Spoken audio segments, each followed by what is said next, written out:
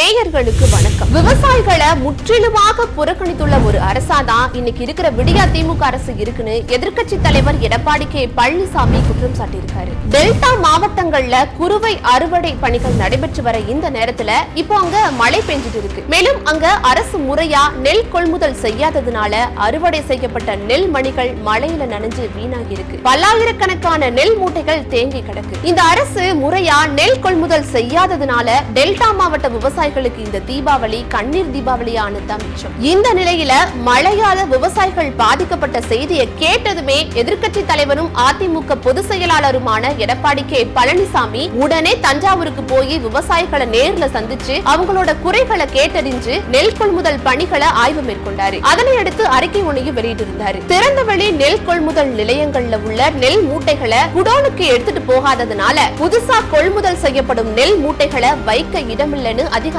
சொல்றாங்க. இததான் சட்டப்பேரவையில எதிர்க்கட்சி தலைவர் கேள்வி எழுப்பினாரு. அப்போ திமுக அரசோட உணவுத்துறை அமைச்சர் சக்கரபாணி என்ன சொன்னாரு தெரியுங்களா? நாங்க துரிதமா செயல்படுறோம், ஒரு நாளைக்கு 2000 மூட்டைகள் எடை போடப்படுவதா சொன்னாரு. ஆனா நெல் கொள்முதல் நிலையத்துல ஆய்வு செஞ்சப்போ அங்க இருக்கிற லோட்மேன் என்ன சொன்னாங்கன்னா ஒரு நாளைக்கு வெறும் 800ல இருந்து 900 மூட்டைகள் மட்டும்தான் எடை போடப்படுதுன்னு சொல்றாங்க. சட்டப்பேரவையில ஒரு திமுக அமைச்சர் தவறான கருத்தை பதிவு செஞ்சிருக்காரு. இதெல்லாம் விவசாயத்திற்கு விரோதமான செயல்னு எதிர்க்கட்சி தலைவர் குற்றம் சாட்டியிருக்காரு. ராப்பகல்னு பார்க்காம 3 மாசத்துக்கு மேல பாடுபட்டு விளைவிச்ச நெற்பயிர்களை கூட கொள்முதல் செய்யலனா எதுக்கு இந்த அரசு அப்படின்னு கேள்வி கேட்டிருக்காரு. செறிவூட்டப்பட்ட அரிசிக்கு மத்திய அரசு அனுமதி வழங்கல, நாம தான் கேட்டு பெறணும்னு உணவுத்துறை அமைச்சர் சட்டப்பேரவையில பேசுறாரு. ஆனா கடந்த ஆகஸ்ட் மாதமே மத்திய அரசு அனுமதி வழங்கிடுச்சு. இது கூட தெரியாம சட்டமன்றத்துல தவறான தகவலை சொல்றாரு திமுக அரசின் அமைச்சர். கழுத்துல காதுல போட்டுட்டு இருந்த நகையெல்லாம் வித்து அடகு வச்சு விளைவிச்ச நெல்மணிகளை கொள்முதல் செய்யாம இழுத்தடிக்கிறாங்க.